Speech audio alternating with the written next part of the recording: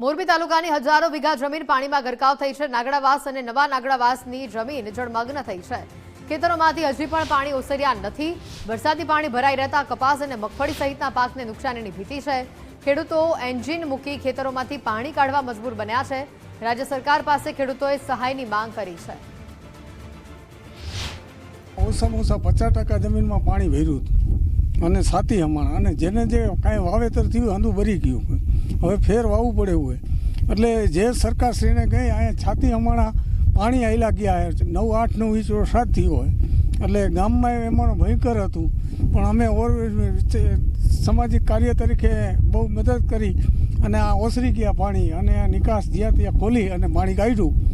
એટલે હવે સરકારશ્રીને કહે આનો નિકાસ અને પાણીના જે વેણ બંધ થઈ ગયા એને ચાલુ કરવા એવી મારી નર્મ વિનંતી। અને વરસાદના પાણીની હિસાબે આ 6-7 બધા ખેતર છે એ પાણીથી ભરાઈ ગયા હતા અને અત્યારે હવે નીકળે એવી પોઝિશન નથી। ઓછામાં ઓછા 15-20 દિવસ ત્યાં જો આ પાણી આમ નામ રહીએ તો 1 મહિનો સુધી પાણી આમ ખેતરમાં રહી શકે। જો પાણી ન કાઢી સાહેબ તો આ ઓછામાં ઓછા 1 મહિનો સુધી આમાં કાંઈ થાય, અનાજ પાકે નહીં। એટલા માટે અત્યારે જો પાણી કાઢીએ તો પછી 1 મહિના પછી અમે વાવેતર કરી શકીએ। આમાં મોરબીમાં સતત ભારે વરસાદને લીધે જળબંબાકારની સ્થિતિ સર્જાઈ હતી અને ત્યારબાદ અત્યારે વરસાદ બંધ થયા અને 60 કલાકથી વધુનો સમય થઈ ચૂક્યો છે।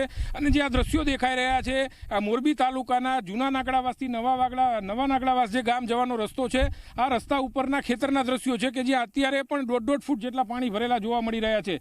ખેડૂતો અત્યારે સ્વખર્ચે જે એન્જિન મૂકીને આ પાણીના નિકાલ કરવા માટે મજબૂર બન્યા છે, કારણ કે જે રીતે ધીરે ધીરે સમય સાથે પાણીના જે નિકાલ છે એ બંધ થઈ ગયા છે અને તેને લઈને અત્યારે કપાસ ને મગફળી જેવા જે વાવેતર હતા તેના ઉપર સૌથી મોટો ખતરો જોવા મળી રહ્યો છે।